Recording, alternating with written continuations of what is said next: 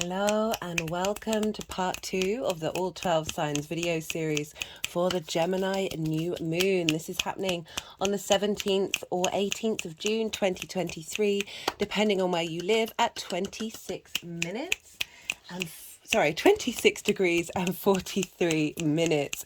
My name's Chloe and I work with card divination, astrology, and I channel energies through my body.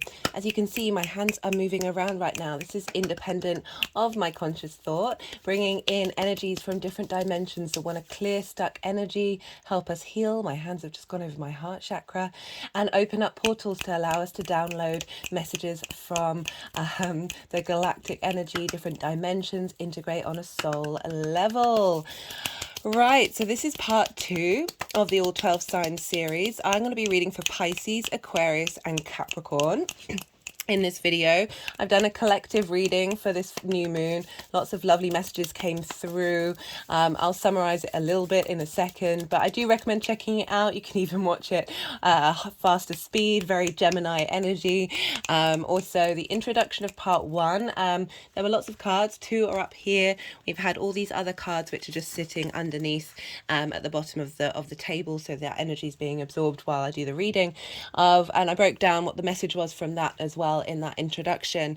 I work with the tropical zodiac. This means that this is tied in with the solstices and equinoxes. We're linked into the transits and seasons and shifts and change of Mother Nature because we are nature. Speaking of the solstice, the summer solstice will be happening a couple of days after this new moon. Really love this energy for us all. I will be doing a little mini separate solstice video in a couple of days' time. I work with Hellenistic principles. This is based off the Greco-Roman period in terms of the astrology. How does this show up for you? Well, I use the whole house system when doing these collective readings. This means each sign has the whole of a house. I focus on I recommend checking out your rising sign first. This is where the sign that falls in your first house, where your ascendant is, for those of you who know your time of birth. All the astrology will link into having that particular sign as a rising sign. However, this doesn't invalidate looking at other signs, sun, moon, Mercury in this case, of looking to whatever sign it is that you want to look at. Look to where that falls in your chart, the house that it's in, and apply those themes to the messages that come through. It's essentially as if that sign has now moved to the first house. I focus on the inner work in these collective readings. We are the most consistent thing in our lives. And we are constantly ever changing. But I focus on the inner work because the more that we do that, the more that we question and unravel ourselves and get back to our soul frequency, we can shift our frequency, and that will affect the relationships we draw towards us, the work we do, our engagement with the outside world, whether that's our ability to withstand any storm or just bringing in things that are matching your frequency. This also helps the collective because the more of us that integrate all the different versions and parts of ourselves, the nuances of this being, the more that integrated energy is available to the collective consciousness. So you're not only helping yourself out, those around you, but also the collective. If you wanted a personal reading linked into love or work or wherever that is, do check out the description box where my email is. I will get back to you and have a big chat about what sort of services I offer.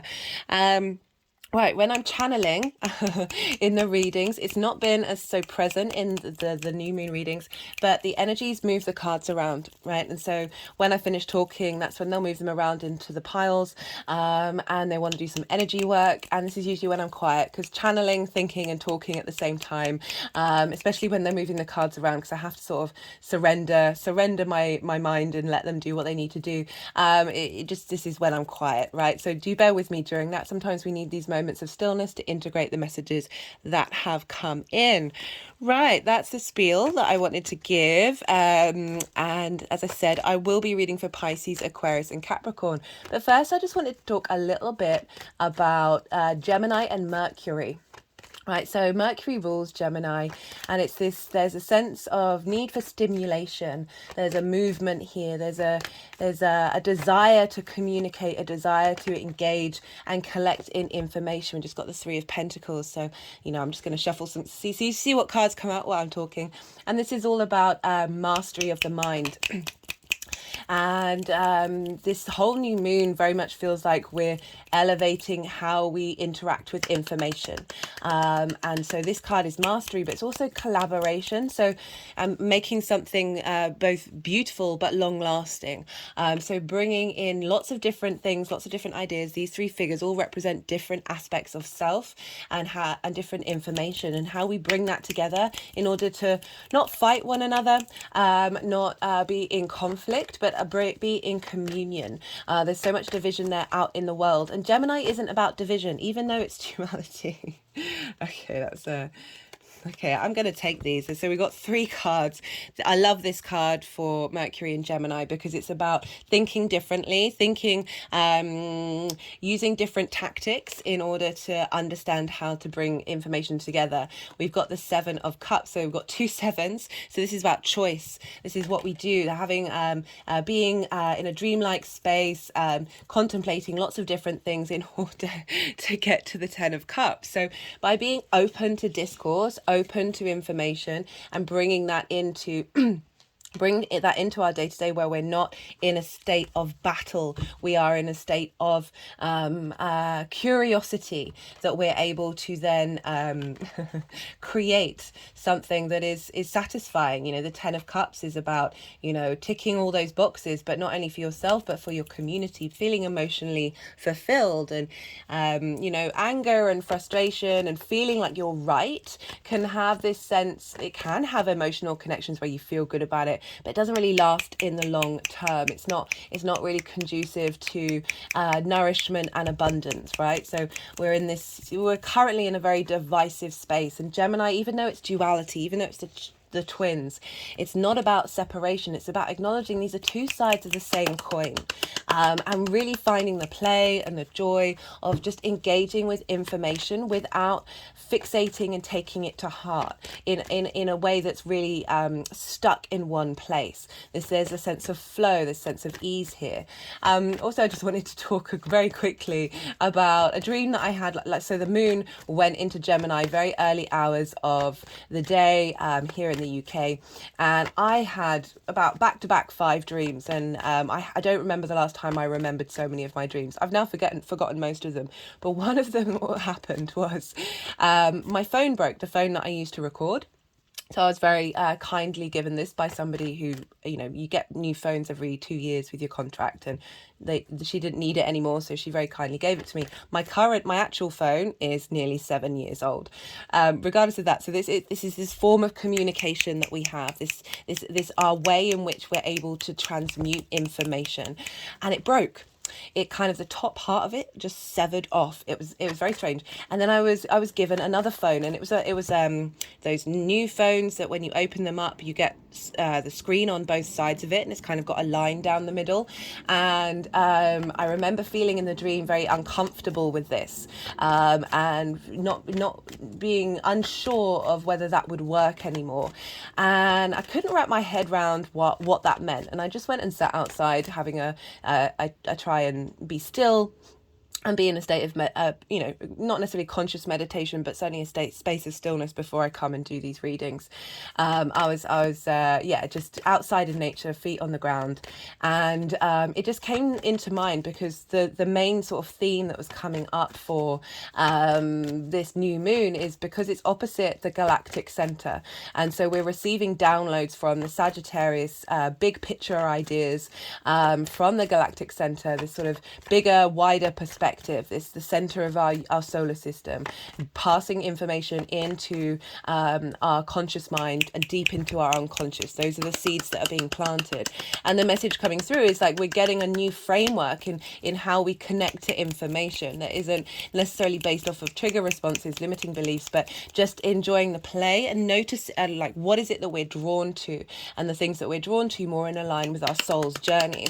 But this sense of an upgrade happening, and I was like, oh, that's what it means. It may feel uncomfortable, this upgrade. It may feel a bit when you're just faced with new technology or something a platform that you've never used before, even if it may be better, you're still having that adjustment phase of getting to understand how to use that. And it just tickled me that sort of the light bulb moment, and then the energies even though it's just reconfirming what I've already been talking about in these videos, but the energies just had quite a strong reaction to that there is a sense of newer technology. And I say the word technology just because we're dealing with communication and that is such at the forefront of our mind. But I feel with technology, it's kind of trying to preempt what we're already have in our DNA to do, which is be, telepathy, intuition, our instincts, really being in alignment with the energy flows that are around and being able to connect into them, being able to sort of semi-predict the future. I mean, that's kind of what not necessarily what we're doing here, but certainly having an understanding of what the energies may look like. I mean, there's varying degrees of psychic. Some people can know something, have a sense of something that's going to happen that day, others a week. We're just looking to the horizon and seeing what's coming up, and some of us have a further gaze than others, and it's all very specific to us. But I feel that we're getting a download that helps accentuate our perspective. One of the cards that came up in so this is one of the cards that came up, the vessel. We are the vessel. How do we engage in it? How do we clear out? We're in the balsamic phase right now. How do we clear out those energies? It feels like we're very much getting assistance from this new moon to help us navigate that, help us work through it, and a sense of fulfillment in the vessel. Like that's a really beautiful way of them putting that together, and getting us to work together in order, to create the fantasy, right? So I love the Seven of Cups. I know it can get a bad rap, but just the fun of contemplating and daydreaming and imagining lots of different things, and not necessarily being bound by anything, but being open to the process and finding new navigational tools, new constructs and ideas that help form our future, to bring in a sense of feeling good about ourselves. So, the Mercury's moving very, very quickly through Gemini. I've not done a transit video for that. It's going to be moving at like 2 degrees a day, and I think it's the 27th of June.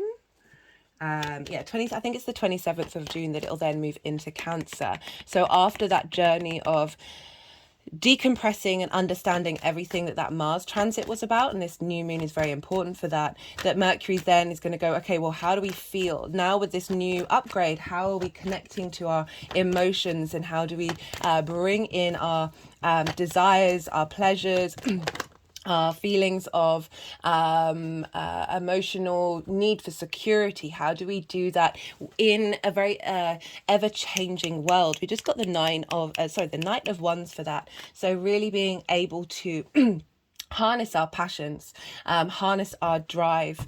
I'm thinking about Venus in Leo as well as Mars in Leo, with that of like really being able to find the joy in exhibiting our pleasure. But there's a sense of movement with the Knight of Wands, where we're bringing in got the Seven of Pentacles, and this is about, very new moon energy of tending to this, the new seeds, cultivating these new seeds, having the strength and the determination to stick by courage and passion and drive, and not, there's a joy, there's a lightness to the Knight of Wands. There's a sense, as I said, a sense of movement, that we're able to shift and change.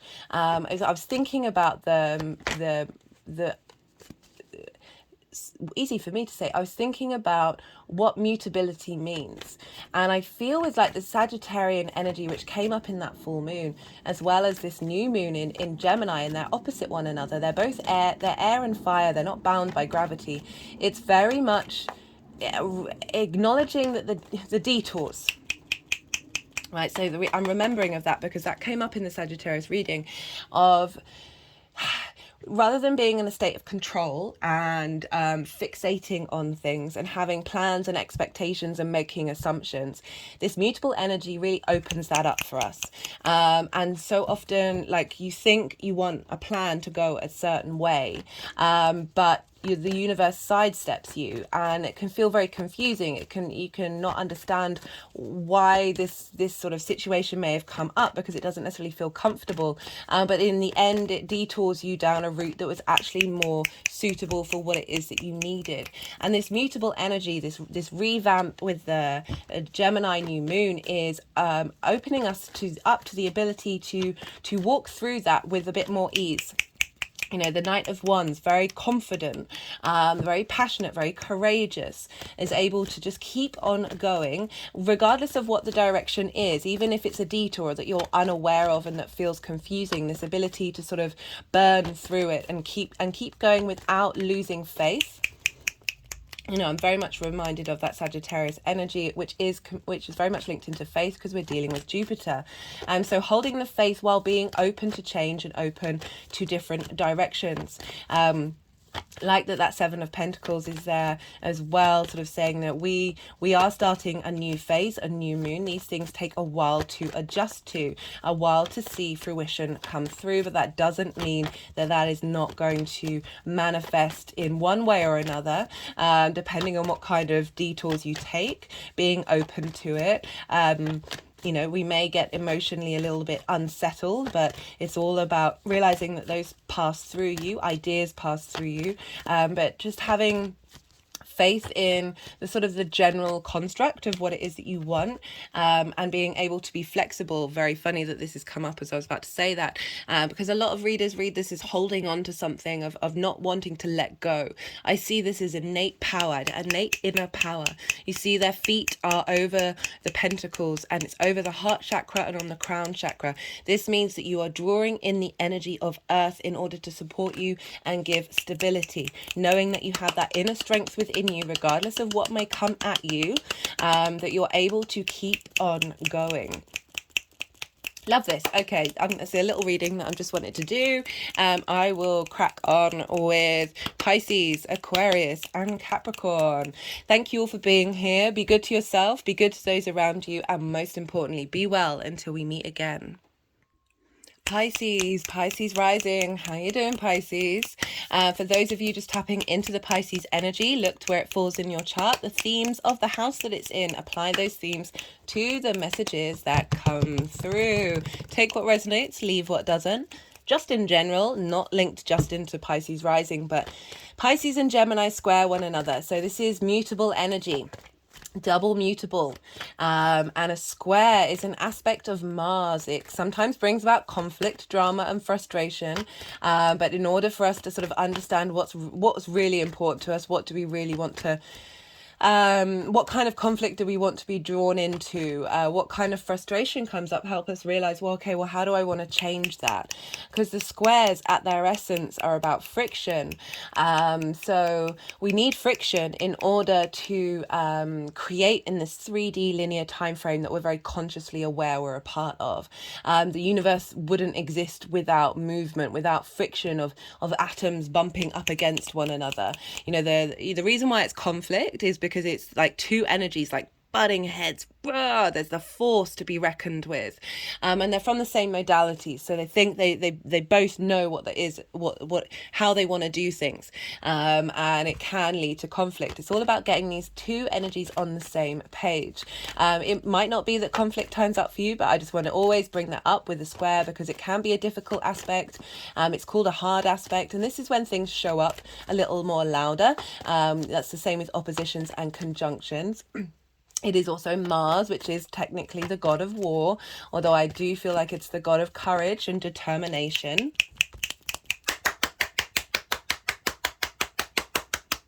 Okay, you know, Mars like that. Oh, we got the King of Swords and Jupiter's card. Well, you are ruled by Jupiter here, Pisces. Right, so so we've got, for Pisces rising, this is in your 4th house. So Gemini is in your 4th house. Your 4th house represents your roots and your foundations, your ancestors, lineage, parents, the roof over your head, and the things that you do in private. They usually just let them fall, but sometimes they want to move them around at the same time.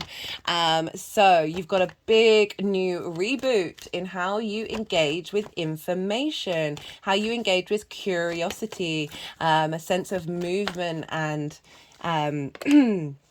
and yeah, there's so much speed with Gemini, right? It's quite hard. There's a restlessness of doing lots of things at once. So it might mean that your home life is, often quite busy. You're doing lots of different tasks. Not all of them might get finished. I mean, that is part of the Gemini energy. It is also an amazing catalyst of bringing things into being, of exploding something and seeing what falls, what is recreated in that explosion. And so this is, so how does this new moon apply to the fourth house? Well, the fourth house is often a house where we have a lot of trauma, because it's linked into our parents and sort of like our formative years at the home. And no matter what our parents do, they're going to mess us up one way or another, because partly that is their job to do. And so that's where we see a lot of trauma here in the fourth house, because it's between the ages 0 to 7. We're running around in unconscious mode, subconscious mode, and a lot of things happen and we take everything very personally, and so we get imprints that are deep in our unconscious that then manifest as we grow older, and this very much trauma responses and limiting beliefs it can be very much created in the fourth house. And also, as I said, linked into issues you have with your parents. It's also a place where we hold connections to the ancestors. And a lot of stuff that we may be holding may be absolutely nothing to do with us, nothing to do with our trauma as growing up, but entirely down to the responsibility that we've taken in this lifetime to help process and heal our ancestral trauma lines. Right? And this can be done very unconsciously. And things that you change and evolve in yourself are helping clear the energy lines linked into your ancestors. And yeah, I mean, the cards are kind of already showing that the way that you collect and engage with information has been impacted by these difficult aspects, by these things that might be a bit heavy on your shoulders. That this new moon is a degree after where the Mars retrograde started last year. So that was 25 degrees of Gemini, and this new moon is at 26 degrees. So the sun and the moon will have processed all of that information that we've learned, the lessons and wisdom that we've learned in that retrograde. And I did a video series on that, so do go check. Did I? Anyway, I'm just trying to remember if I did the whole thing. I don't know. I think I just did the direct motion. Apologies, Pisces, for my brain. That through everything that we've learnt, we're now getting that fresh new start with all of that wisdom come in. We've also got a really lovely combination of Mercury sextiling Venus over in Leo, and Leo for you is in your 6th house of work, health and routines. So we've got a lot of support coming in from Venus to help. So the 6th house for me is very much the adult in the room, because it deals with things that we might find a bit difficult to do. And difficult to put take the effort to get finessed. And so Venus moving through there is helping re-evaluate and transform that area of your life. It happens every 8 years in the sign of Leo. And so she's feeding information. She's going to be at 11 degrees of Leo. She starts her shadow phase, which is when planets move over the degrees that they will then retrograde over. Can be very loud shadow phases. And the shadow phase starts at 12 degrees. So she's 1 degree away from that. And I really like this imprint of this whole new journey that we're about to start on, feeding into this new moon in Gemini. And so she's talking to Mercury and getting us to reconnect to our heart and how our mind processes information based on that. So we've got this journey of Venus helping you understand what is important to you. What are your foundations? What are your roots? Reconnect to, like one of the cards said in part one, about digging things up that you never thought you had, that have been buried within you, and definitely getting the vibe of that there's a lot of information that's going to come, or ways of dealing with information that's going to come up, resources that are going to come up, that realize how strong your foundations are and how much more magic there is there. You know, if you think about the tarot, Mercury is ruled by the Magician, and Gemini is the Lovers card, and the Lovers is all about making choices from the information that you have that are going to serve you in the long term. So it feels like you're going to be able to tap into the resources that you've always had within you that may have been blocked by previous soul contracts and ancestral traumas, and your own personal traumas that are now sort of shaking off. You know, we had this sort of soul integration with that hybrid eclipse in Aries a while ago, and now each lunation is helping activate that and helping embody that as we go through the zodiac. And Gemini is all about how we personally connect to thoughts, ideas, information, having a little more joy, a little more ease, a little more flow, a little more curiosity, that's also grounded, and grounded in the root of your soul. And so all of this is squaring your Pisces energy. And so for Pisces rising, this is how you embody yourself in your actions and your deeds. It's how other people see you. It's your vitality. It is you. It is the house of self. So you've got your roots and your foundations getting shaken up, clearing away the clutter of trauma responses that may block off information that you haven't been able to engage in, and allowing that to manifest and be created, that friction, that manifestation energy of the square. A fresh new start in your home space, a way that you engage in your private life. So, you know, very curious, very creative energy, Gemini. So perhaps there might have been lots of projects that you've been starting at home that you haven't quite put into action. I really feel with this new moon is it's really helping the Gemini energy have a bit more focus, and not denying the catalytic energy, the joy, just the pure wonder of being able to share that information and enjoy so many different things. It's not denying that, but just giving it just a tiny bit of a tweak of a focus in order to bring the things that you need to manifest into reality.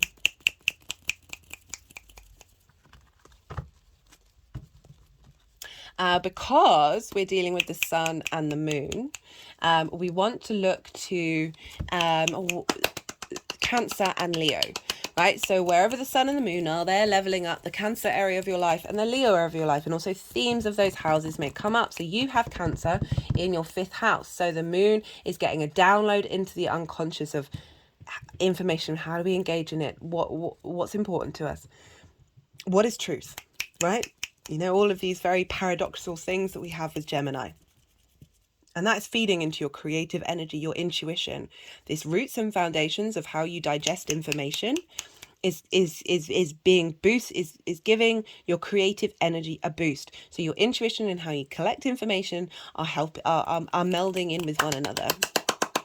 We've also got the sun, which rules Leo. I've just talked about Leo, where Venus is. So your ability to operate from a heart space in your work. I'm putting this, like, the more that we move from our heart, the more that our intuition gets stronger, the more the information that we're collecting is coming from that heart space. So the mode in which you work, you know, the 2nd house are the tools of which you have, the 5th house, the 6th house is the mode in which you do so, and the 10th is the direction that you want to end up in, like your life purpose, like what drives you. And so you operate from a heart, getting a sense of heart coherence based off of this new framework of how we digest information.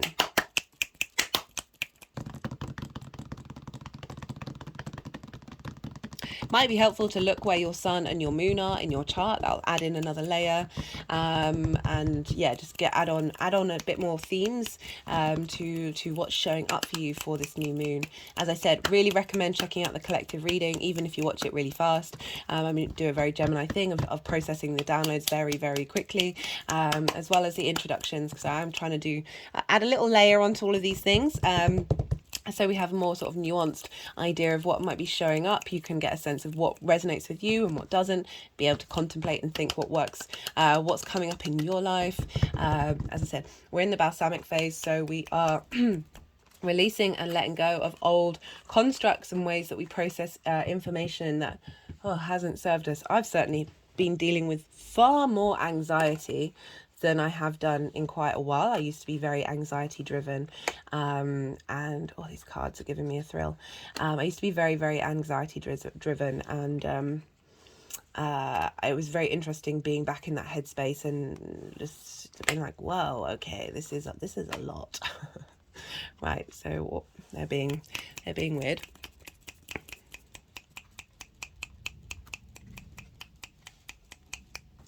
So I'm doing 3 piles, and the first pile is this energy of of what the lead up. So, you know, if we look to the last full moon in Gemini, and then this is part of the cycle of what we've been clearing out and working with. Also, you know, think about that Mars retrograde and all of that. We've been going through a lot in Gemini, so it's kind of like, what have you been processing? What have you been doing? So we have here, we've got the 10 of Wands and the 6 of Cups with the King of Swords. You know, it's making me think of everything that I was kind of talking about in terms of your ancestors that may have shown up very much in the real world. So this 10 of Wands, 10 of Swords for me feels very karmic. It's like the burdens, the weight of the passions and the creativity and the drive that you take from your ancestors or your parents that feel like they're yours, but they're not actually anything to do with you. I mean, you've had a soul contract to take it on, but it doesn't mean that you have to hold that space forever. This is a sense of completion. I always focus on how the fact that this figure is completely bent over. So hard work isn't a bad thing, but when we're in this space, when we can't even see the sky, when we are completely consumed and hunched over, our spine is not in its state of flow, that this is an uncomfortable, heavy feeling. So in terms of the 4th house, this is potentially there's been a lot of stuff going on at home that you felt very overloaded and overweighted. Again, you know, sort of that Gemini energy of having lots of different plans and lots of different creative pursuits, and trying to get them all done can feel very overwhelming. What we need to do with that Gemini energy is just smile and laugh and release and be like, you can appreciate how you've got there and not shame yourself for that situation. Also, again, these overburdens and overweight of just feeling weighted down, very much linked into the ancestors. And I say that, I double down on that because we've got the 6 of Cups with it. And the 6 of Cups is being able to look at the past with a sense of fertility, if you see here, and sweetness. You see all these cups are filled with flowers. There's growth in there. There's a sense of the landscape isn't barren. You know, sometimes we can look to the past and feel like it's a wasteland. This is energy that you've been working through, and really being able to look at what's happened in the past, and be able to smile, as well as receiving sort of support and help from your ancestors, from your lineage, of going, thank you for what you've been doing. We appreciate it. And whether you've been conscious of that or not is irrelevant. This is still coming up of what's being cleared out. And we've got it with the King of Swords. So clarity, truth, as much as we can get to truth. I mean, it is all subjective, but a sense of being able to see clearly and being able to take action on it. There's a maturity here with the King of Swords. You know, they're very direct, they're very straightforward, of just acknowledging the reality of the situation, and not letting it weigh you down, of being very empowered by that.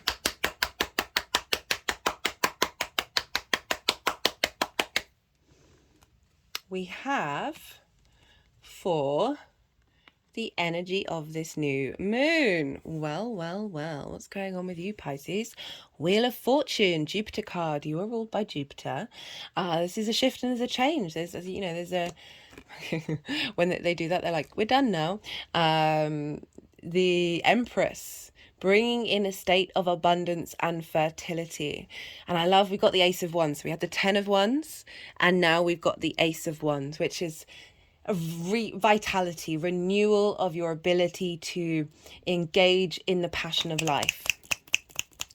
And so with this new moon in Gemini, it's saying there's, what I was saying, there's a shift and a change in how we engage with information. It's now from a space of abundance, a sense of joy. There's Venus here. Venus is very much connected to this moon. She's over in Leo. You feeling good about who you are, your foundations, your structure, and being able to this revitalization of vitality and passion and courage and creativity coming into your home life, rather than that burden of all those different projects. It's like, okay, let's try one at a time, or you've now got the vitality in order to tackle all of them, but in a way that brings flow rather than burden.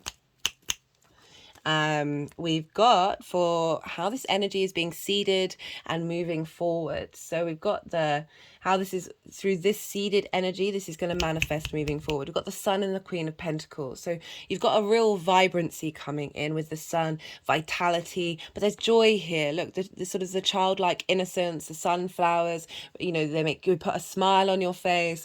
There's direction with the Sun. It's like very yang day energy. And there's a sense of vision and clarity with that King of Swords and the Sun. Very powerful energy with the Ace of Wands in between, of being able to bring things into being.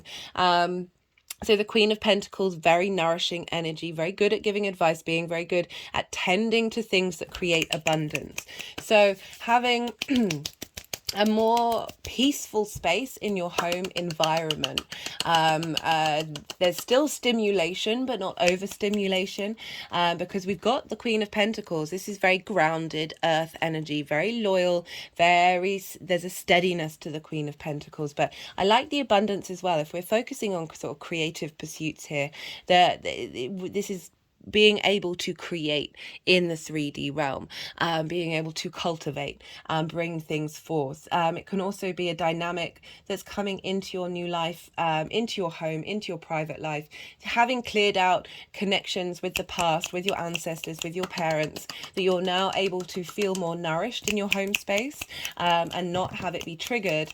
And there's a sense of vitality and joy coming in because of this new way of engaging in our environment based on the meaning that we put in the information that we're collecting. Right, okay, I'm going to pull some clarification cards for you, Pisces. Let's see what wants to come up for you for this Gemini new moon. Oh, Wheel of Fortune, Empress, and the Ace of Wands. Love that. Some of the readings, this might be of a more personal slant, a more intimate space for some of you. That this might be popping up in your life, quite literally, a very phallic symbol, but certainly a sense of vitality, life-giving. Got change come up. So, shifting away from that sense of burden. With that, you're going over the King of Swords, it could be that you might have been a little too cool and detached in the way that you look at things, but that might just be for some of you. But I'm not getting, but we're moving to the Queen of Pentacles, which is definitely more of a nourishing energy, rather than the sort of the cool detached energy of the King of Swords. But I love the King of Swords. I think it is a very, very powerful space. That just might be for some of you that might have felt a little overburdened by the responsibility that you put into information. Of needing to be right as well. That might just be for some of you with that King of Swords energy, if we're going to look at the shadow side of the King of Swords.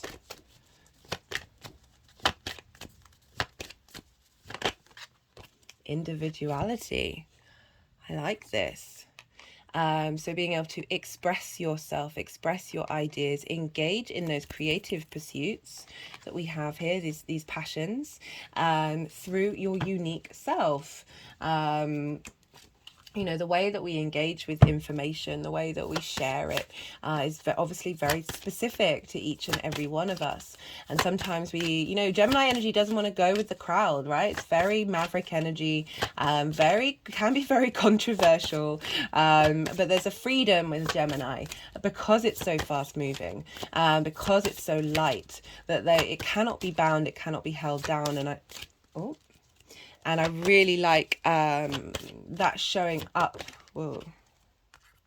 Interesting. This hasn't happened before. So we got this card. This card came out first. Who may I help and who may I hurt?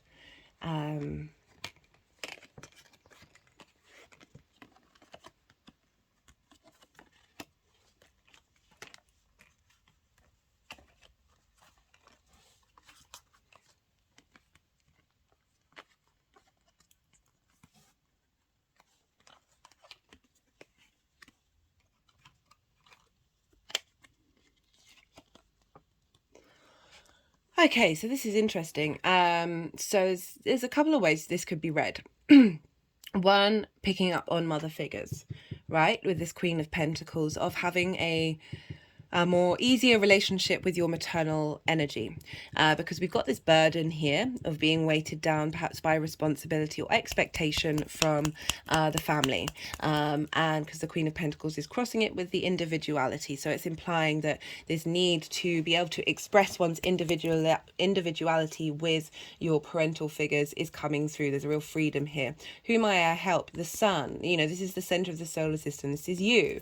Well, it depends. You might have a night chart and where it's the moon, but just in general, the sun very much is that sort of conscious self, right? Who may I help? The way that you think consciously, and how by releasing these bonds that are connected to the maternal line, the maternal side of things, that you're able to express your individuality, and your sun and your joy is able to come out. The focus should be on that, and release of that. But also this can very much be through sage wisdom and advice. So the way that we look at the information through the eyes of the Queens of Pentacles, we can release these burdens and shine brightly, and by doing so we're able to express our individuality from a stronger point. I mean, they've now put change there, so it's implying that this is shifting, and for the message for some of you that it is linked into the maternal figure, that by doing so, you are releasing that line with your ancestors as well. Like, you're helping clear out any of that energy. And the maternal energy, that sort of doesn't necessarily have to be linked into somebody who was your mother. That can be grandmother, it doesn't have to be gender specific, but there's certainly that sense of the over nourishment, the over nurturing, that sort of well, it's all going to depend, and that's a specific message for some of you, of clearing out the constructs that we have that are formed in our formative years in our minds. So if we think about this, Pisces, if I'm going to think collectively for us all, as if we all imagine ourselves to be Pisces rising, and we have Gemini in the 4th house, of the way there might have been information barriers or information blocks that may have hindered that creative, curious space, that whatever is still there is going to get cleared out. And that's often 4th house, as I said, very often linked into ancestors and parents. So we can help flush out that, even if you think you've sorted things out with that energy, there can still be lingering limiting beliefs that have, just did a neck crick, can help release that karma that is stuck in our bodies and in our minds. Right, let's pull one more card for Pisces. But also very much being able to tap into the joy of Gemini. Right, so there's so much joy. It's very, I don't want to say childlike, because if anyone has negative connotations around that, as if it's simple and not, there isn't any depth, that's just nonsense. But there's just this spring in the step with Gemini. It's very very self-love. Okay, so they're really putting down on that, of the roots and foundations you need to get is the clarity and understanding that you have, that you are love itself. You are love itself, Pisces. And yeah, the sort of the freneticism of Gemini in the fourth might have been uncomfortable, and that might be something that is going to be processed during this new moon, in order to open up new downloads and be able to enjoy that Gemini energy. Right, I'm going to leave it at that, Pisces. If this resonated, please hit that like button. New viewers, hello and welcome. If any of this worked for you and you wanted to pay it forward, subscribe. I do lunations and other transits on this channel. I love to hear from you all. So if you wanted to chat about how the astro weather is turning up for you, I will get in touch with you. And just generally, it helps the algorithm, so you can put just an emoji if you don't want to put your personal details. Thank you so much. I appreciate your time and your energy, and I'm eternally grateful to be able to read for you. So be good to yourself, Pisces. Be good to those around you, and most importantly, be well until we meet again. Aquarius rising. How you doing, Aquarius? For those of you just tapping into the Aquarius energy, look to where Aquarius falls in your chart, the house that it's in, the themes of that house, and apply those themes to the messages that come through. Take what resonates, leave what doesn't. So Aquarius and Gemini energy in general, regardless of whether it's your rising sign, these signs are of the same element. They are air, and this means that this energy is trining your Aquarius energy. So trines are an aspect of Jupiter. Jupiter's aspect wants to elevate, wants to bring wisdom, wants to bring cohesion and understanding, wants to bring everything together in order to find some peace, some inner confidence. And through this, we find that's when the opportunities come up.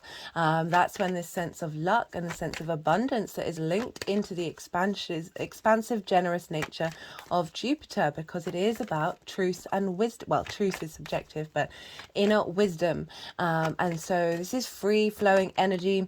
They're sharing resources. So when signs have got things in common, it just means that the energy transfers a lot quicker. Okay, and it's not as difficult. It doesn't take as much effort to bring things into being. So trine, very supportive energy coming in. And you have this trine, Aquarius rising. You have Gemini in your 5th house. Well, let's leave that. That was a tarot card. We'll see if that wants to come out again. So you have Gemini in your 5th house. This is the house of joy. This is a very positive house. This is a lot of fun here. This is your creative energy. And it's linked into fun, amusement, play, games, children, romance and short-term dating. And all of these things come from our creative energy, right? The thing that gives us a spring in our step. Mars for me is like that thing that motivates you to get out of bed in the morning, and the 5th house is where we find our joy. So that lightness, we all, if you link it into love, that feeling of just feeling very alive and very vibrant and full of creation energy. It's also linked into things that you put out into the world, or things that you make and do and contemplate on. All of these feel, once we do that, we're sort of birthing these things out into the world. So they are like our children. I focus on the creative energy, just because that is at the root of everything. And the more that we work and understand that and navigate that, the more the dynamics that we bring into our lives in terms of like romance and short-term dating, how we are with children, whether we're working with them or have our own, or the things that you make and put out into the world, the way that you find your fun, all of that, the more that we understand what our creative energy is trying to say to us, the more that we're able to work with it and bring in things that suit our soul's journey. Very duality here with these two cards, the 10 of Swords and the 3 of Cups. I'm shuffling for 3 piles. The first pile is how this energy, the lead up to this new moon, right? So like stemming from the Gemini full moon last year. We go in cycles, 6 month cycles, and also, you know, potentially what everything we've been working on with that Mars retrograde as well. The reason why I say that is because this new moon is a degree after the degree Mars went retrograde. So Mars went retrograde in Gemini at 25 degrees. This new moon is at 26 degrees. So all the wisdom that we have learned, all the potential chaos that may have come about with Mars being in the sign of Gemini for 8 months. Now we've got this new moon just after it, and I absolutely love it. Real big downloads. So yeah, we've got a lot going on with this new moon. I think I lost my track of what I was trying to say. Let's cycle back. Oh no, it's gone. I do apologize. This is what my brain does. This is how my brain works. Right, so we've got this very fun-based new moon trining your Aquarius energy. So for Aquarius rising, that is how you embody your sun or your moon in your actions and your deeds, depending on if you've got a day or a night chart. It's yourself, it's your body, it's your vitality, it's how other people see you. This is your house. So we've got this very inspiring energy coming in from this new moon. So we're starting a new that was it. So either from 6 months ago from that full moon in Gemini, or perhaps the cycle from the last new moon, the end of or the end of the full moon. It all depends on how you work with the cycles. I think it can show up in all ways, to be honest. But we're starting a fresh new cycle in this very fun house, this house of stimulation. So having Gemini here, what does that mean? That means you really enjoy exploring lots of different things, going out and doing lots of different things, engaging in lots of different ideas. Could also be like really enjoying reading lots of different books and getting lots of different ideas that way, or just wanting to go out and about and experience lots of different experiences. There's a fast moving energy with Gemini. There's a sense of mutability, changeability, being able to adapt when you're enjoying and having fun. Also having lots of creative pursuits could very much be a thing. And Gemini is very good at doing lots of different things at once, maybe perhaps not finishing them all, but that is part of the learning of to master each sign. They all have their own but you know, positive and negatives are perhaps too subjective, but certainly things that are facilitating and things don't necessarily feel very facilitating. So very catalytic energy in your house of fun. As I said, requirement of lots of stimulation can definitely be a part of this Gemini energy. And I'm particularly tickled by this because the Devil card has come up. So there's that sense of the fun and the enjoyment of stimulation very much there in the Devil energy. And not that it's a bad thing, everything in moderation, including moderation. So we've got this beautiful trine. So bringing wisdom and understanding to what's coming up, to starting afresh in this area of your life. Perhaps there are old habits that have come up that you no longer serve you anymore. They may have been fun at one time, but now they're at a space where you want to let go of those things. This new moon, if you haven't watched the collective reading, I really recommend it. You can watch it on like ×2 or something, get a quick download.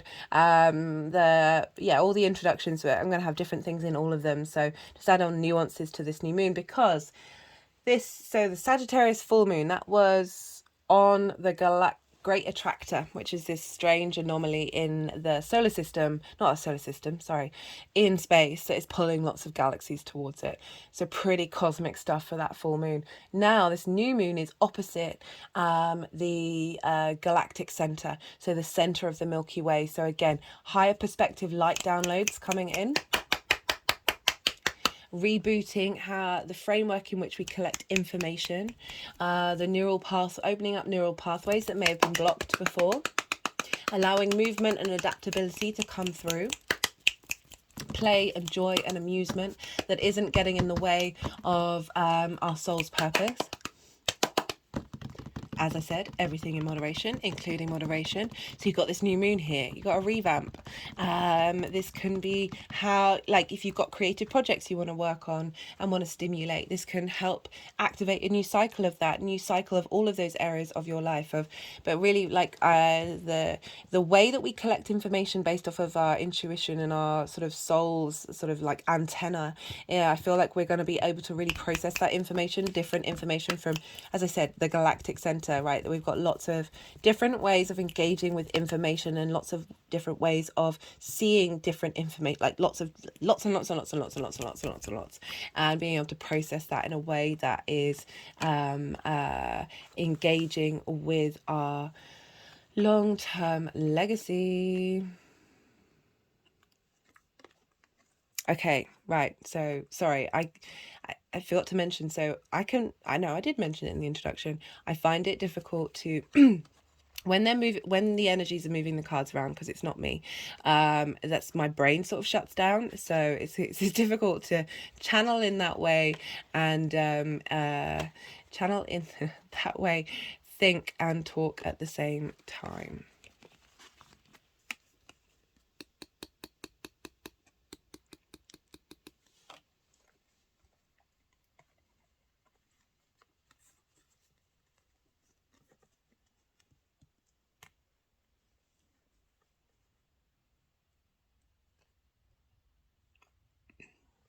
Because we're also dealing with the sun and the moon, I don't know if they want another card.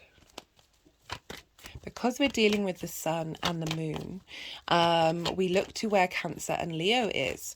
And you have Cancer in your 6th house of work, health and routine. So your unconscious mind, your intuition is getting a boost from connecting to your creative energy.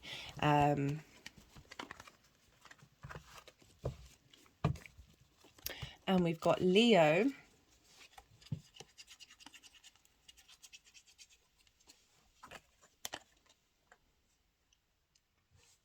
over in your 7th house of one-to-one relationships, business, romantic and friendship. So the sun, this conscious part of who we are, our conscious mind, is having a reboot that is impacting how you then navigate those one-to-one relationships. So your work, health and routines and your intimate relationships, business, friendship, romantic, are being impacted by this new moon, as well as this reboot in your creative energy. Okay, Aquarius, let's see. Now, 5th house, stimulation, Gemini. So this is the energy that's sort of, you're helping clear out. This may have come up quite loudly. You may have felt yourself falling into old patterns that you thought you'd cleared out, you thought you'd worked on. Dynamics. This is feisty energy here. So we've got the 5 of Swords, we've got the 10 of Swords, and we've got the Devil. So I'm just thinking, you know, if we're looking at Gemini in strictly as sort of the mental realm, this can also be about how the way that you think about your creativity, the way you communicate about your creation energy may be disparaging. Because we've got a lot of swords here, this card came up in the collective reading. It's kind of like that Gemini sparring that rather than, so this is winning at all costs, but at what cost? So it might be that your mind is expressing itself in a way that's making you feel small, or you've had other people in your life who have questioned this part of your chart, questioned your creativity, questioned where you find your joy, who do you engage with. Perhaps romantic partners may have been this sort of bully energy that sort of diminished and hidden your light. You know, also the fifth house, and I always forget to mention, is linked into the inner child as well. So this could be like inner child stuff coming up of feeling small, not feeling like your resources have been that you've lost, that you don't have anything, that that there's this sense of dominion over your inner child. Because we've also got it with the Ten of Swords. So this is like feeling immobilized, feeling blocked. Sorry, they just moved on quite quickly, was because of this devil energy. This is about authority that has control over you, but actually doesn't, because you see here the chains around these figures' necks, they are very wide. They would be able to remove them, but I always find this a very narrowing way of looking at addiction, essentially, and then looking at trauma, because so often for us that the reason why we have addiction issues comes from trauma responses, comes from those limiting beliefs that we then self-comfort because we don't have control, because that inner child within us is feeling in this sort of battle mode that's sort of immobilized, you know, your ability to take action, to use your creative energy, because you feel like you've been stabbed in the back, that there is no way of expressing it without getting another knife in your back. And it can also be relationship dynamics that have been very dominating and suppressing of your ability to express yourself. And the devil energy is very powerful. It's Capricorn energy, long-term legacy. You know, the devil energy, pan energy, it's all been twisted around because it's the societal structures that's scared of the passion and the drive of the human being, of how sometimes that means that we break against the norm and we don't conform, right? And that is no bad thing. But with this, in terms of this is what we're sort of working out and we're letting go of, that you may have found yourself in situations that have been recreating these things that you may have thought that you were no longer in. And this devil energy, I'm getting another sort of feel of it, is that you've been learning to take control of that and not be controlled.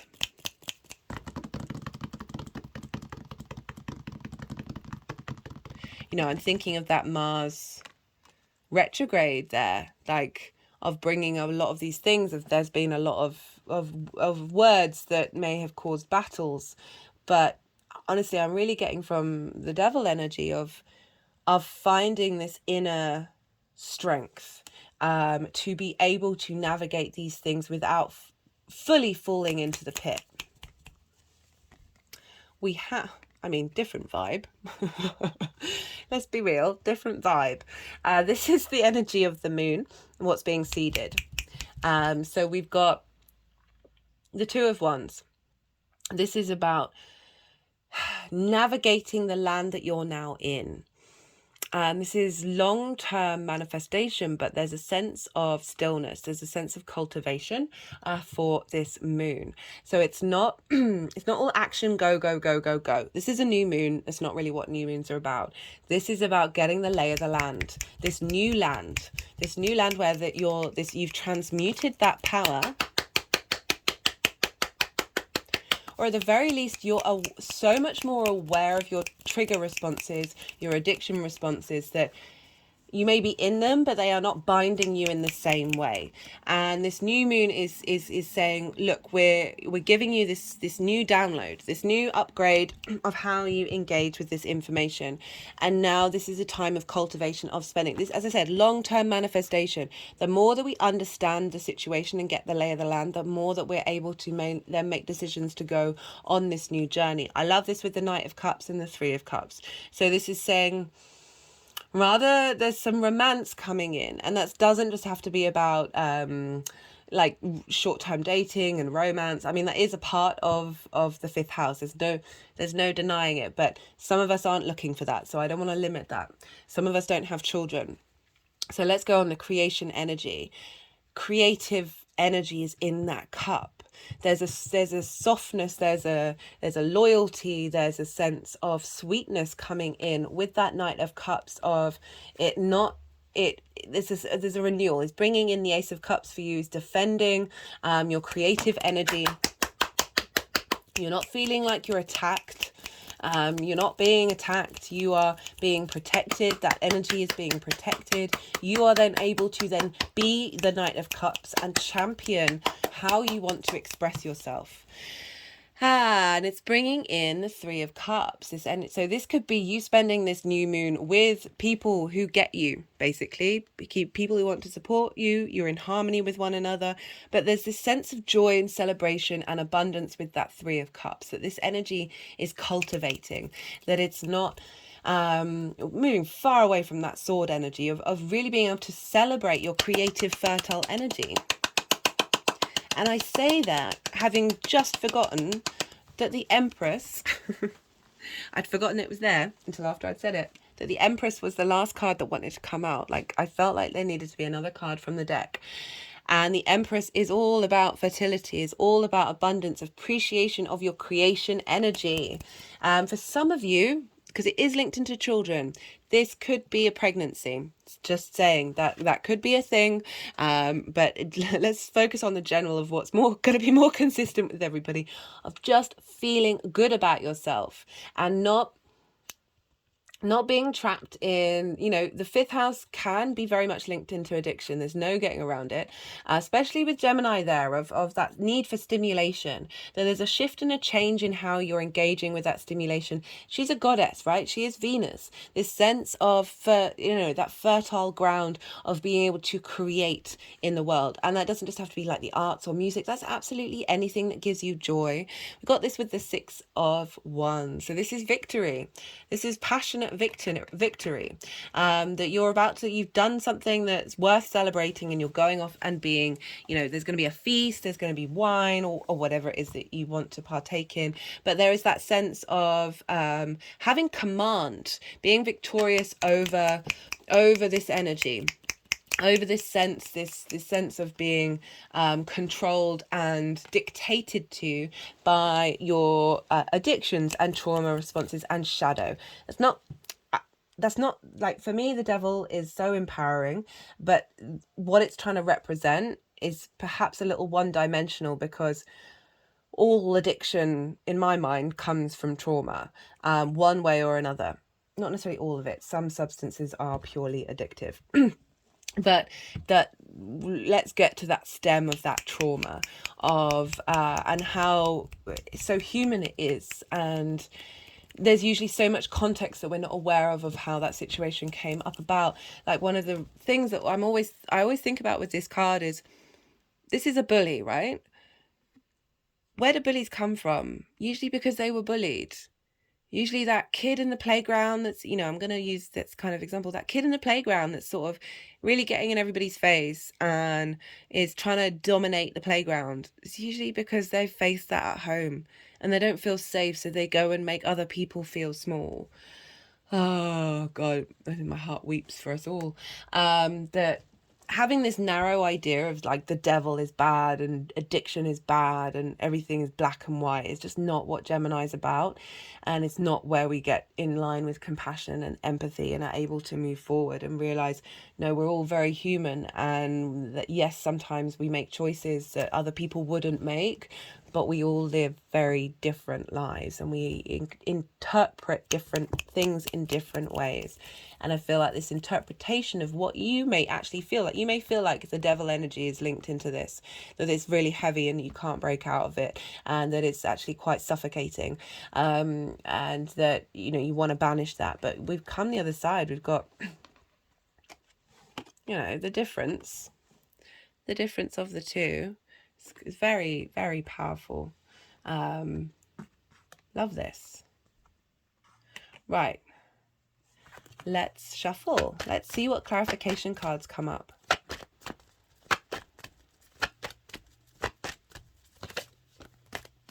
This is such creative energy. It's so potent.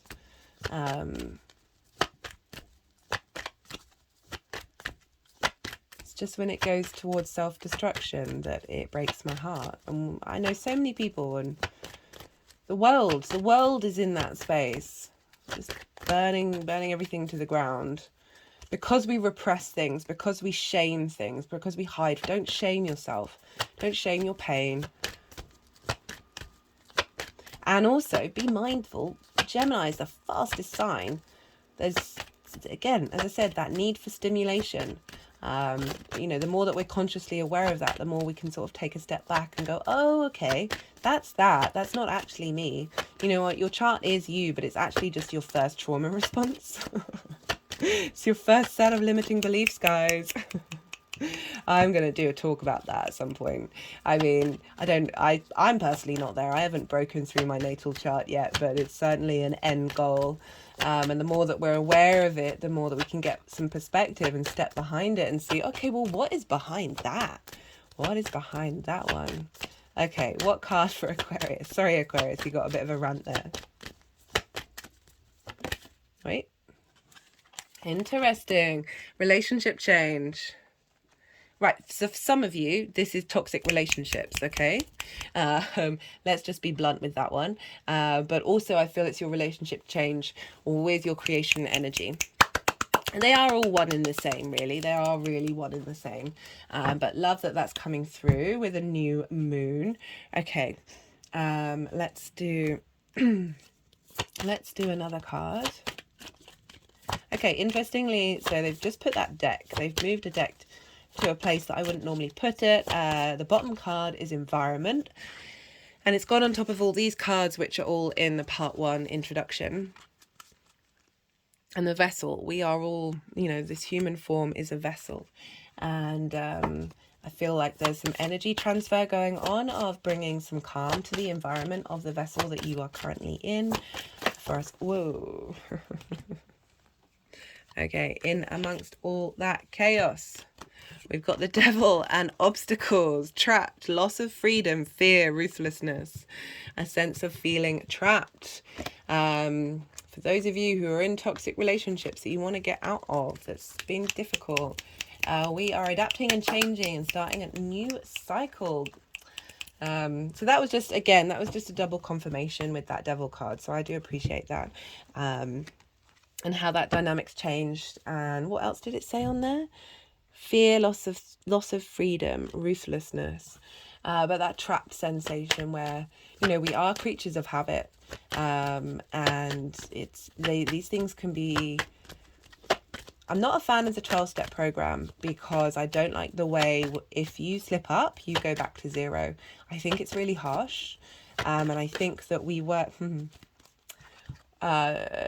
for it to be long lasting. It's a slow integration, and shame of going back to the beginning. I think that energy gets you so far, but it doesn't necessarily get you over the hurdle. We just got self-love. Love this for you, Aquarius, with just celebrate yourself. You are a wonder. You are an absolute wonder, Aquarius. That's not me invalidating the 12-step program. I appreciate it. It's useful for some people, but for me, not the one. Right, be good to yourself, Aquarius. Be good to those around you. And most importantly, be well until we meet again. Capricorn rising. How you doing, Capricorn? For those of you just tapping into the Capricorn energy, look to where Capricorn falls in your chart, the house that it's in, the themes of that house, and apply those themes to the messages that come through. So in general, regardless of whether you've got Capricorn as a rising sign, Gemini and Capricorn are what's called in conjunct. And this means that traditionally they don't have any like sort of common themes, any themes in common with one another. So Capricorn, you are a cardinal earth sign. You are yin, night in nature. So I'm just going to have to pause for a second. Apologies for that, Capricorn. Oh my goodness, I just realised I did a Venus transit in Leo, Capricorn, and I think I ended up pausing so many times in your video, and now here I am doing it again right at the beginning of the video. Do forgive me.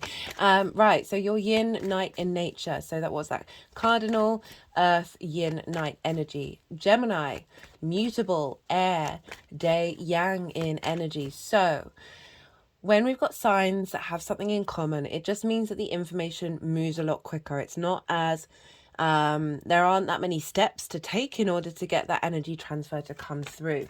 There's just a flow, right? So inconjuncts can feel difficult, can feel uncomfortable, can be crossed wires, can be frustrating. There's just no getting around it, but there's so much magic with an inconjunct, right?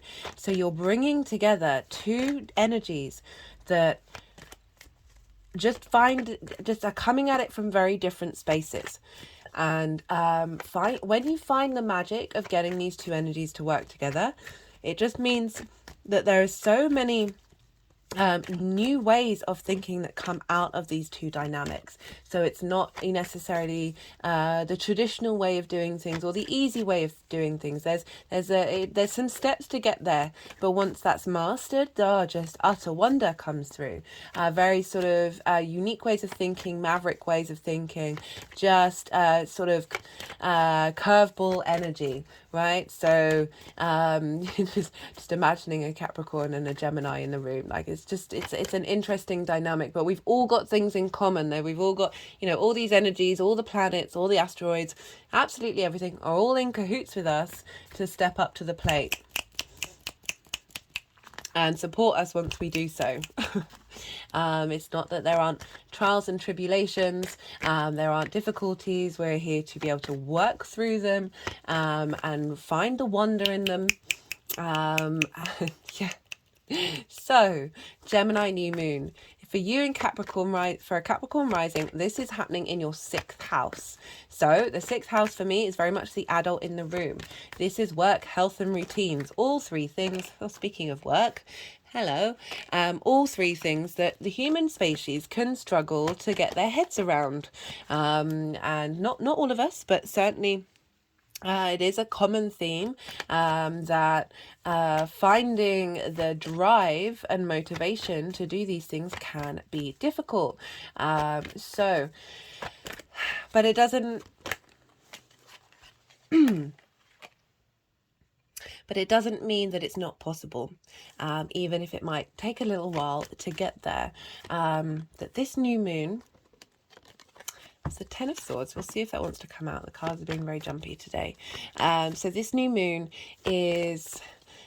I love this new moon because it's 1 degree after that Mars retrograde. So the Mars retrograde started at 25 degrees. This is at 26 degrees. So the wisdom and understanding of everything that we've learned, because the sun and the moon will have gone over those degrees, and then they're combining together in order to instill a new blueprint, a new way of engaging with information, a new way of engaging with your work, engaging with your health and your routines after everything that we've gone through with that Mars retrograde.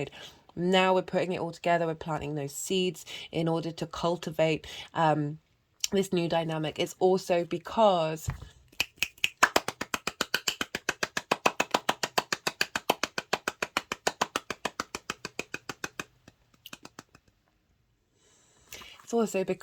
this new moon is opposite the galactic center. Now, the galactic center is the center of our galaxy, and so we're getting energetic downloads, light downloads, vibrational downloads from the Sagittarius part of our chart. The sort of bigger picture, feeding into the details, the information, all the little pieces that Mercury engages in, that Gemini works with, the curiosity of really just being able to accept those downloads without necessarily knowing all the reasons why or all the outcome of it all. I mean, we will inherently, our higher self will understand, but our conscious self might not be fully aware of it. And I love the sort of openness and the freedom of Gemini, of that curiosity of really being in a very receptive space to receive these downloads and walk through a new portal in order, like, how are we engaging with things from a very different neural network. I mean, this is backed up by a lot of the other astrology as well, which as I said, I really recommend the collective reading where I break down the astrology in more detail, and also the ideas of control and chaos, and how the mind works. And yeah, just a lot of controversial characters were brought up, or controversial ideas in that Gemini reading, which isn't surprising. That and Scorpio tends to be the ones where the controversy comes up. Right, so this new moon, this bringing in of new ways of engaging with information. It's very much felt like with this fresh new start from the galactic center and also lots of the other astrology, that what we're drawn to, what information are we drawn to? And that's not just ideas, words. It can be colors, people, situations, these things that just spark our interest, spark our curiosity. I just feel that with this energy, we're getting a real shift in what it is that we're drawn to, and how that is more in alignment. I talked about the soul integration that I felt like we seeded with that hybrid eclipse in Aries, that all these lunations are helping elevate this and bring this into formation and fruition. And this Gemini one is like, okay, like what is the structure in which we engage within information, and allowing us to tap into information that we might not have been consciously aware that we're tapping into, from very different modalities that might seem a little bit magical, like picking up on the way what we think about that information might be coming in through neural pathways that we've not engaged in, or at least not consciously. Just really being very open to inspiration and ingenuity, that's it.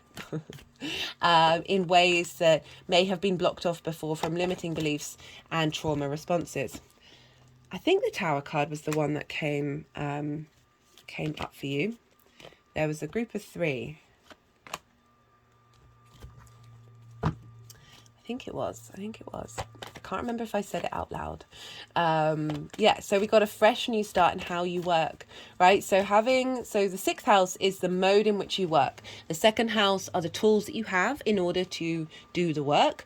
But how you do the work, the mode in which you do it, is the 6th house. So the ability to do lots of different things at once, to bring lots of different ideas together in order to create something in the world. This ability to just tackle lots of different things, and Gemini has the capacity of doing that, but not necessarily with the follow through. I feel with this new moon that there is certainly giving a sense of clarity, and it's not denying the wonder and beauty that is Gemini. It's a phenomenal sign. I absolutely love it, but I can't not at least bring up the fact that it can be very scattered, and it can get very distracted. That this new moon very much feels like, okay, how are we elevating that? How are we bringing that up? How are we still enjoying the curiosity, the adaptability, the catalytic energy of Gemini, while not getting burnt out doing all the things? A new way of engaging in your work, finding clues linked into health through exploration and curiosity, finding out modalities that are going to help stimulate your health, being drawn to established routines that are based off of this very interchangeable, mutable energy of Gemini, really, rather than getting burnt out by doing lots of things, perhaps finding the ability to prioritize and to that want to come out. 2 of Cups. We'll see if that wants to come out again.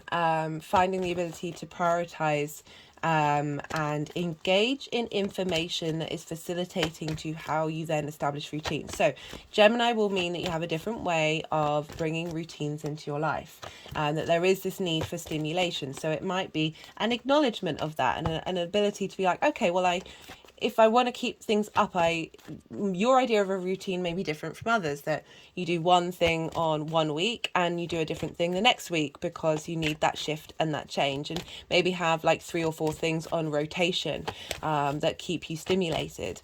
A new way of finding joy and curiosity in your work, a refreshment of that. As I said, doing lots of things at once maybe have you burnt out, and the space for rest is very important with Gemini, of pausing, of having having an element of patience that can be difficult to access. You know, we're dealing with air here, so breath work is an important part of the Gemini trajectory, of being able to bring some simple breath work practices into your life can just help still the overstimulation of the mind. Yeah, so lovely new moon of being able to bring into balance the sort of longevity, the instigator energy of cardinal Capricorn, the sense of maturity and integrity and responsibility, with the very playful Gemini. You both have things that you bring to the table, and this sort of ability to have momentum and movement with how you work means that you can keep up that energy of being able to instill your long-term legacy goals of the Capricorn energy. Do they want any more cards? So because we're dealing with the sun and the moon, we look to Cancer and Leo, because whatever the sun and the moon are doing, they're always evolving the Cancer area of your life and the Leo area of your life. Cancer is your one-to-one intimate relationships, business, romantic, friendship. And so we're having this integration of a new interface of how we engage with information from our instinct and our intuition that's linked into our soul's movements moving forward, helping that. So, you know, work, health and routines are very important things, and sometimes our intimate relationships can get in the way of that very naturally. As I said, the sixth house is the adult in the room, and it's Gemini, so sorry. But really being able to find a new way of let's say your unconscious space is getting a download that is impacting what it is that you want from your one-to-one relationships, and helping them get on board with this new interface and this new understanding of working with information. So right, so the sixth house can sometimes hold trauma responses, limiting beliefs linked into our one-to-one relationships, that we can prioritize those over stepping up and doing the work that we need to do. Taking care of our personal health is a big one that we can often neglect when we are entwined with other people. Not always, but it is definitely a theme that's out there in the world. That this new moon is helping a fresh new start of you going, no, this is important to me. This area of my life is important. I want to set a new journey from a space of curiosity and joy, but not denying the fact that these things are of significance. And by these things, I mean taking care of your health, getting routines in that you want to establish that bring you some kind of stimulation, that support how you work, give you a good foundation in order for you to engage in one-to-one relationships, business, friendship, romantic, that come from a very healthy space. So as I said, a lot of trauma can come up that can get released during this new moon, or the intentions that we're setting around this time, as well as the 8th house, which is the give and take between you and the outside world, and that is you with your one-to-one relationships as well. Time, money, intimacy, things, ideas, inheritance, cosmic or 3D inheritance. It's often how I see the relationship with myself and spirit. It's not how it shows up in the 7th house, but it's that the give and take in that relationship. It's also linked into, so that's where we've got Venus wanting you to tap into your heart space. That is getting the balance between you and the outside world in alignment with how you work. Okay, right, so this is going to be when I go quiet, because I am letting the energies do what it is they need to do.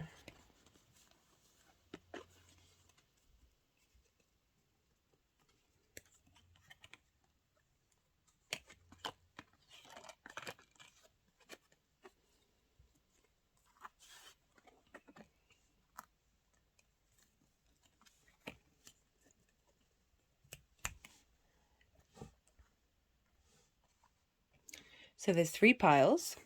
The first pile is for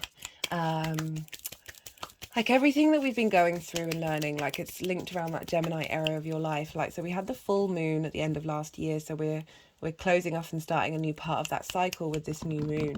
We're also moving through the balsamic phase where we're letting go of things. We're integrating and clearing out the transforming energy that no longer is part of our current paradigm.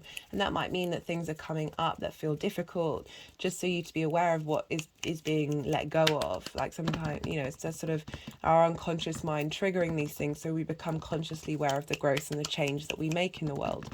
This can also be coming from the last new moon that we had in Taurus, or the full moon in Sagittarius.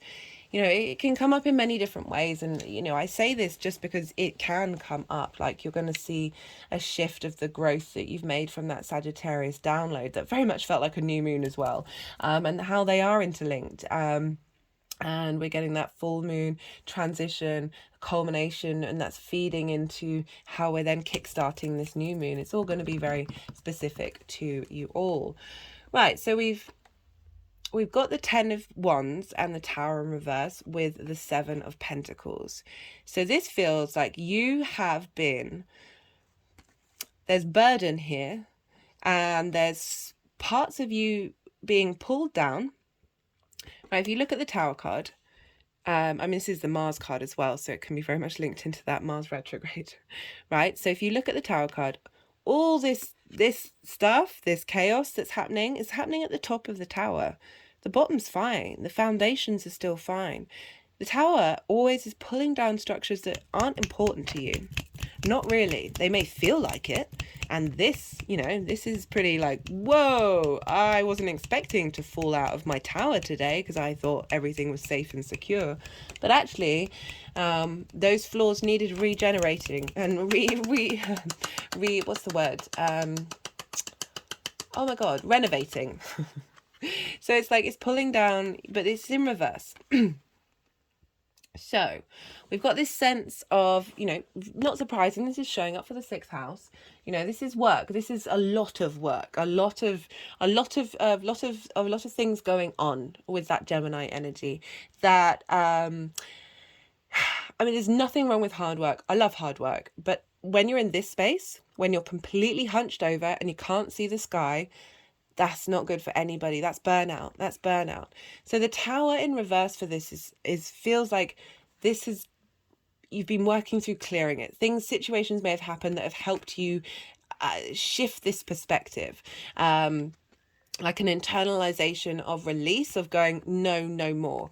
And it's, so they've moved on. So I keep forgetting to say this in introductions, that they move the cards around, and when they're done, they're done. And there's plenty more I could say, but they're wanting me to move on.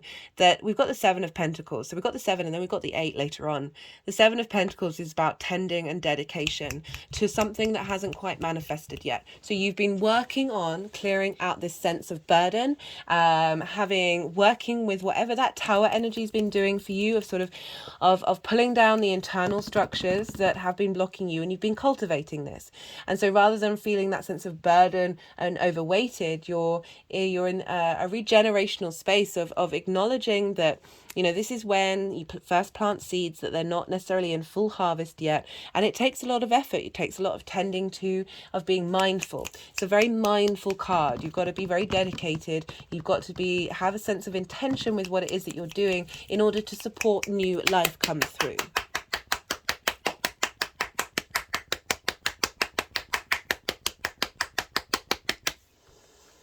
The energy of the full new moon. Okay, we've got the 6 of Wands, swords. And they're really focusing on the choppy waters. There's a sense of movement and shift of a dynamic. And they're now going over to the still waters. Okay. So this isn't how I'd normally read this card, but I talk a lot about control and chaos, the light and the dark, the calm and the stormy in the collective reading, in terms of this sort of the dynamics of the mind. And this is about moving, traditionally, how I'd normally say, of moving away from choppy waters into still waters, and you're taking with you what's worth taking. You're going on this journey. It could be a new way of working, moving location. It could be a new way of thinking, a new way of engaging with health, with all those things.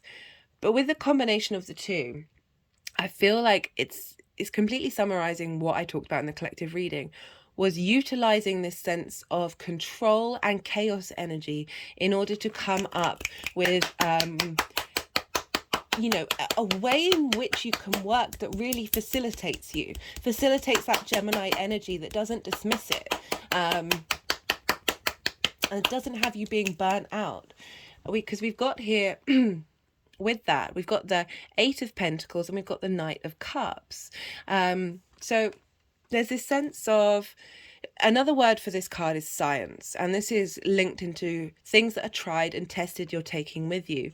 And I just get the feeling that they're wanting to acknowledge the fact that both of these modalities work, and there isn't about preferencing one or the other. It's about this new moon is starting to is planting in a new frame.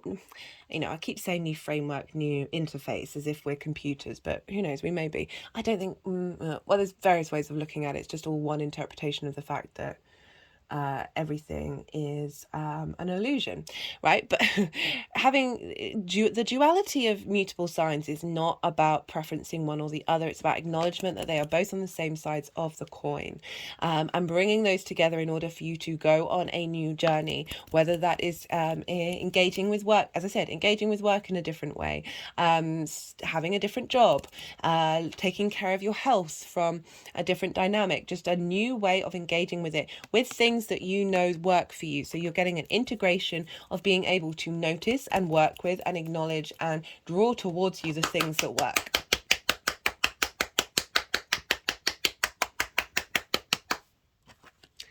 We've got it with the Eight of Pentacles and the Knight of Cups. So the Eight of Pentacles is kind of like whistle by why you work. There's a sense of mastery here, but there's also an acknowledgement that we are always in a state of learning. And there's a cultivation, there's having, 10,000 hours of doing something and then you're a master. Or maybe it's 100,000. I'll have to check that. That this is kind of this energy. But you do, funnily enough, have the mastery card in the next pile. So this is the sort of you're getting there, you're heading to that space. But what I like to focus more on this is enjoying the work that you do. That's a far cry from that 10 of Wands, which is where you feel overburdened by responsibility. This is, you're a craftsman. And that can come up in any way, that the thing that you do, you enjoy the fact that you do it, and you enjoy the fact that you can still learn, that you can still grow, that you can finesse parts of it, and that there is a pleasure in what you do. And this is that sort of doubly backed up by the Knight of Cups. And I do like this combination of the water pentacles and the cups here is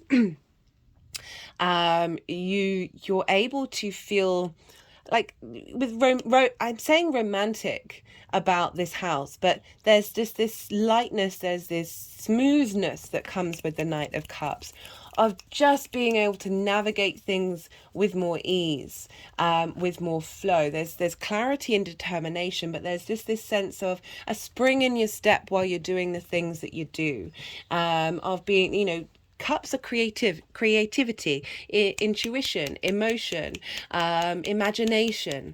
And so we've got this mix of being able to defend what it is that you're doing from a very nourishing emotional space. Taking care of your health through love could be something that comes up.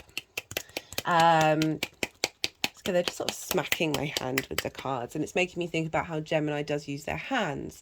Some of you may be very sort of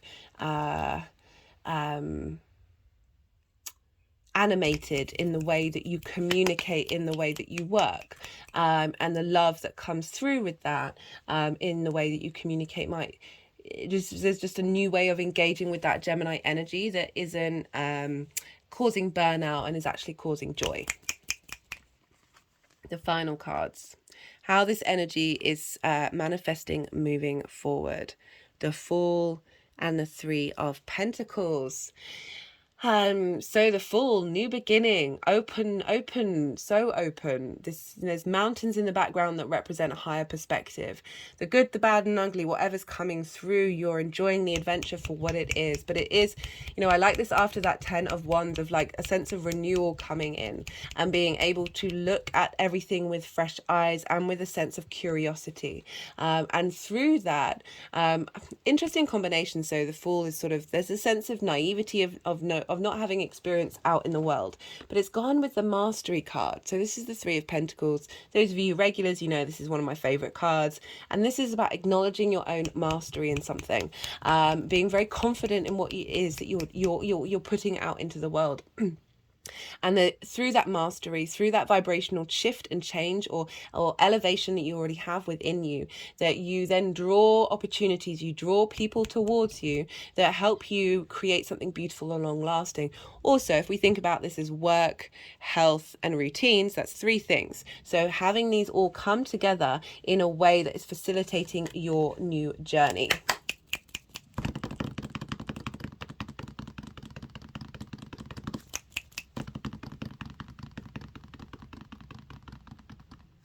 But I really like this 6. This, again, we've got movement here. Gemini is very much about movement, that there's this sense of having purpose and direction, and Gemini can often can want this but can just get very distracted. I really feel with this combination that there is this harmonizing of the wonder of what Gemini has to offer and being able to start a new journey with that. So love that. Yeah, for some of you, with the Fool card, it's, engaging in a new job, or definitely working in the way that you work. There's a freshness and vitality that's coming in that's helping sort of soothe. Or I feel like the Knight of Cups is potentially soothing the balm of that burnout. Just helping you reconnect emotionally to what it is that you do and the importance behind it, and how not getting oh, interesting. Got leadership.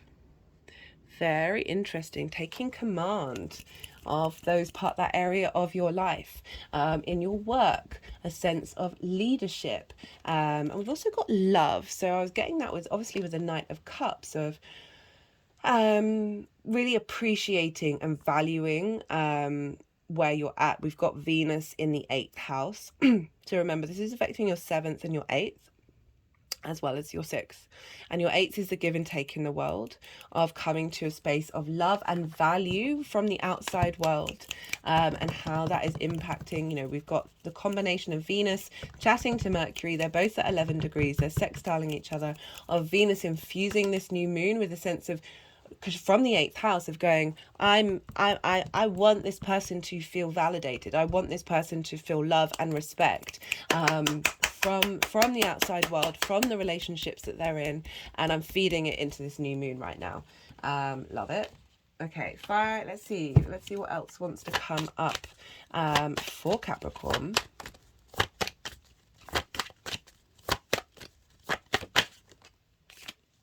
Wild card. I mean, that is the Gemini energy. Love it. Love it, love it, love it, love it, love it. Always from love. Always from love. Right, I'm going to get one more because that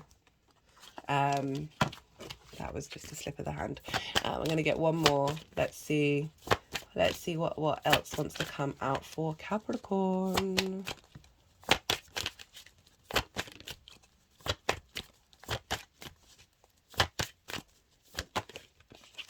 The Gemini card. Lovers, union, matters of the heart, choices, physical love. For me, this card is, they're focusing on the choices word. And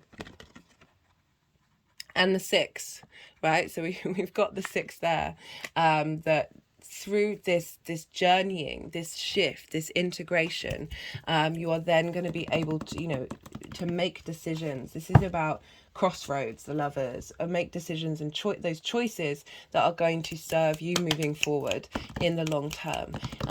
Whatever comes around, the sense of it's about Eve eating the apple, and through that, knowledge comes through. This like the blinkers come off, that you're in, there's a little more sense of reality kicking in, and that's a wonderful thing, and it's also quite scary, but this is really highlighting that what's coming through, you're going to be able to make the decisions that serve you in those pivotal moments. For some of you, this can be about relationships coming into your life, that are helping, maybe through work, that are helping facilitate both of your soul journeys. I mean, that is very much a relevant thing. Right, I'm going to leave it at that, Capricorn. If any of this resonated, don't forget to hit the like button. New viewers, hello and welcome. If you appreciated the content, and you want more, don't forget to hit the subscribe. I do lunation videos as well as transit videos, and really appreciate your energy and your time, everybody. I know how special that is and important. So thank you for sharing that with me. If you want to chat astro weather in the comments, I would love that, and I'll get back to you. If you're a little vulnerable and you don't want to put your personal information up onto the YouTube, which I totally get, just leaving an emoji can help push the algorithm forwards. This is a growing channel, and so if you want to help pay it forward, if you've resonated with anything, those are some of the things that you can do to help out. Much appreciated. Be good to yourself, Capricorn. Be good to those around you, and most importantly, be well until we meet again.